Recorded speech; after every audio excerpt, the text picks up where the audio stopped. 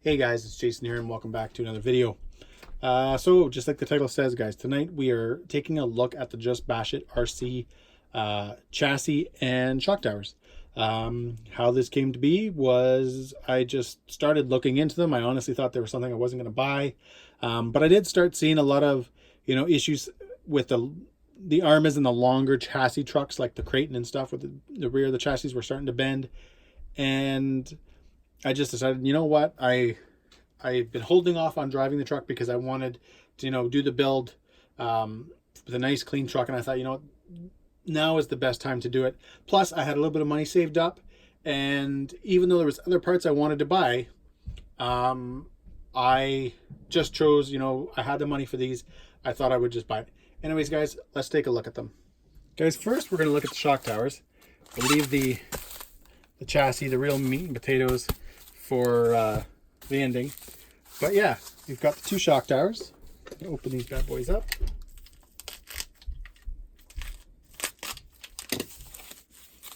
And we'll kind of compare them with the... Oh man, that looks... Guys, glare. I don't know if you can... These look wicked. Look at that. That is just crazy. Pretty sure that is the front one, yeah, because the rear one's the wide one. Sorry guys, I think you guys keep getting that glare. This is just awesome. Yeah, so you can see here, they've kind of edged in the truck and the Just Bash It RC, but then on the back, they even just kind of went in and milled just a little truck in there as well. I'm hoping that comes through nice on the camera. So that's the front. Oh, guys, look at these things.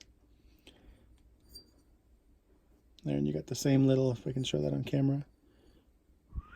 There it is right there. Guys, those are wicked. Wicked, wicked, wicked, wicked. Should I say wicked again? Let's just get an idea of what these are going to look like. I dropped the camera down and just kind of moved the truck kind of into a better position. But seriously, guys, look at how awesome that is going to look. You can kind of get an idea too, just the overall difference in thickness.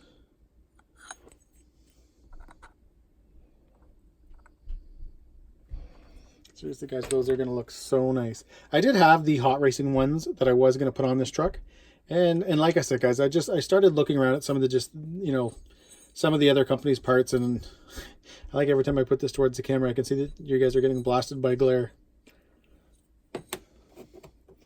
And this one will sit this way, but this one will be back there. Seriously, guys, that is going to be wicked, wicked, wicked. That is a nice looking part. Okay, guys, now it's time to break out the chassis. Here it is, guys. Thank you for your order, Doug.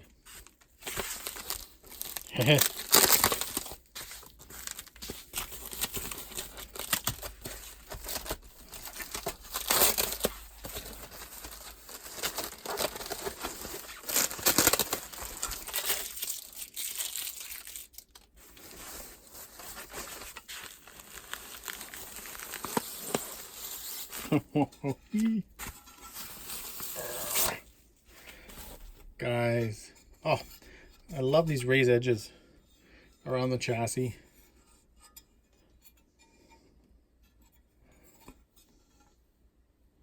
Hey, you can see me, kind of. Hello. Seriously, guys, that is wicked. That is such a beast.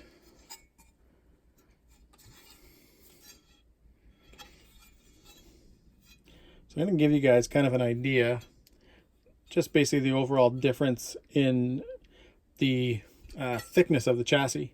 So here, just give me. Alright, guys, there's just a bit of a kind of a shot to show the difference in the two chassis. And I mean, I could measure it. I'll measure it right after this, but you can tell it's almost twice as thick. So you can see kind of how thin that rear portion of the chassis is. And like I said, there's not a whole lot going on there. And even with that brace, from what I understand, that brace is actually like the red brace the new one on the V4s.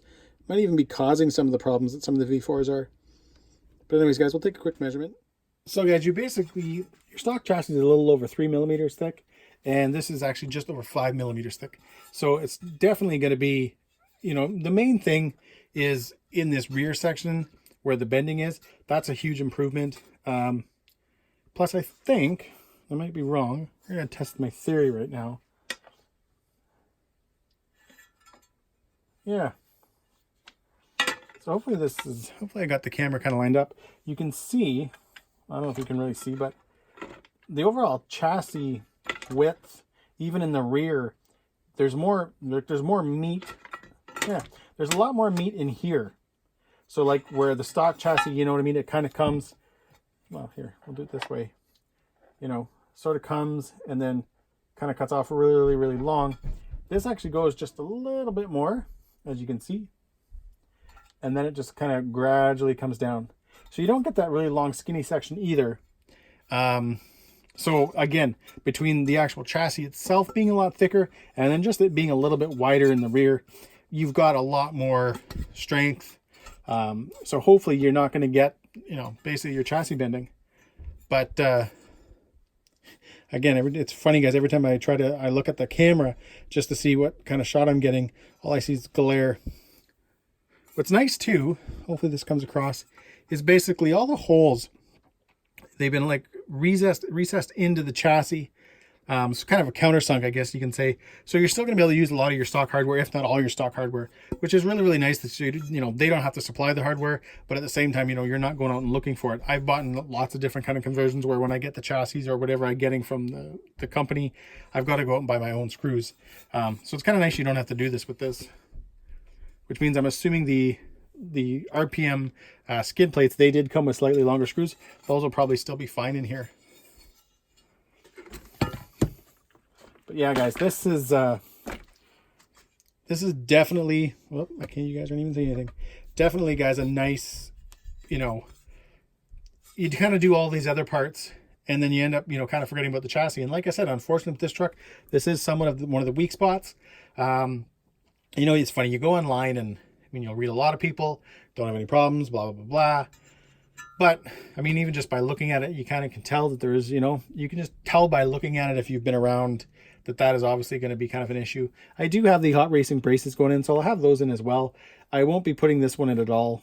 From what I understand, that actually might even, like I was mentioning earlier, might be part of the reasons. From what I understand, I think it's a slightly bit too long. I'm not sure. I haven't done the measuring myself, but anyways, guys, what I'm going to do is I'm going to take this time just to kind of pull out my parts so I can show you guys basically what I've got going into this build. So I set out all the pieces just to kind of make this a little bit easier and not take up too much time in the video.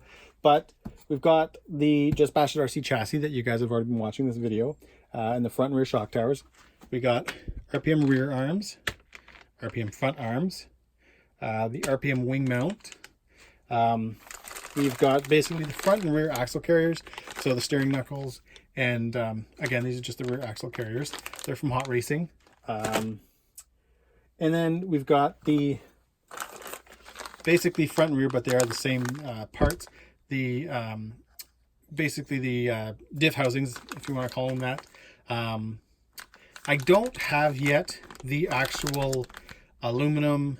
I want to call these Diff Housings, but then the actual Diff mount, I don't know what you'd call it, but basically you get rid of the plastic case that holds all the gears, and that can also be aluminum as well. Those are usually good because what happens is that the plastic one can flex a little bit, and if it's flexing a little bit, that's when you'll obviously, you know, your mesh changes, and that's when you can start having problems. So I don't know. That's something that should be coming up probably soon. It won't be part of this build right away, just because I don't have any money for it, but it's coming.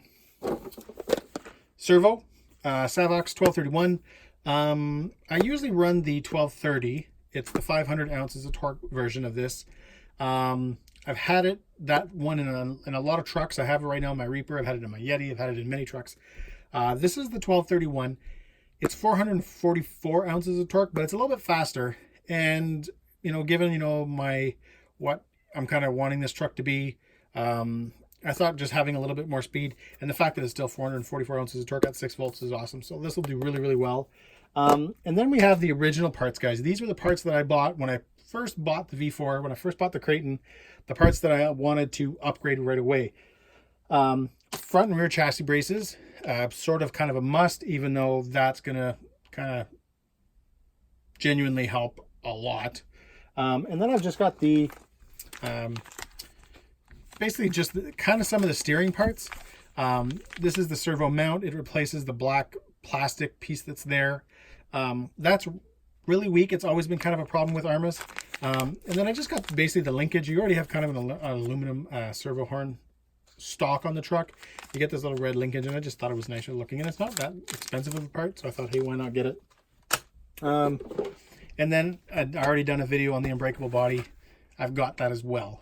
So again, this isn't going to be, you know, a full-on build where I bought every single part I possibly can and I'm doing up the truck. I would have loved to have done that, guys. I just don't have the money. And again, with some of the other boats I've gotten lately and the Losi 5T project, which I'll show you guys, you know, just take a quick second to show you guys where I'm at with that. I had to kind of, you know, at some point I've got to kind of stop. I did spring again for the chassis and the shock towers just because I did have that money, and I kind of felt like, you know, when will I have this much money again? Because those things cost me, guys, by the time they got here, $430 Canadian, which is quite a bit, but I believe it's worth it. Anyways, guys, thanks for watching. This is going to kind of end the Kraton part of the build. I'm just going to take a minute of your time and show you just a few things that have changed in the room and kind of touch base with basically the 5T, as well as I no longer have the used Kraton, and I will show you why. All right, guys, I no longer have that used Kraton because I traded it for a new ProBoat Zelios Twin. I had one of these a while ago. I talked about it in the previous video, but you actually, if you go back a couple, well, quite a bit ago, maybe a year and a half ago, I had one of these. I did an unboxing. I liked the boat a lot. I think a friend of mine just kind of randomly messaged me and asked if I wanted to sell the boat, offered me some money, and I took it because I think I had something else I was trying to do at the time, but I always kind of wanted one back. So when this one kind of appeared, I thought, hey, I better get on it. The other thing, guys, is my 5T build. I went out and cleaned it. Basically simple green, a brush, and my power washer is what it took to get this truck to where it's at now. I'll probably end up doing a bearing kit because I'm assuming my bearings are probably toast. They kind of feel a little bit rough. As well as I'm going to take a lot of the parts off and kind of soak them in some type of rust inhibitor just to try to see if I can kind of get them looking black again and go that route. Haven't touched the engine or any of those parts yet. That's coming soon because I would like to get this thing running this year, this summer. If I don't, oh well. But anyways, guys, thanks a lot for watching. Super impressed with these parts. I also want to thank Just Bash It RC for the t-shirt. They gave me a t-shirt, which I thought was pretty cool. I got to say, guys, right from the beginning too, when I started looking for chassis, there was a couple of companies, I'm not going to name any names, but one thing went really bad when I saw somebody post pictures of a chassis they bought brand new from a company, and it was all scratched. It looked like crap. And the guy bought it brand new. That totally threw me off that company right away. Didn't want anything to do with them. Just Bash It RC, when I was messaging them through Facebook, they always responded promptly. They were always really, really nice.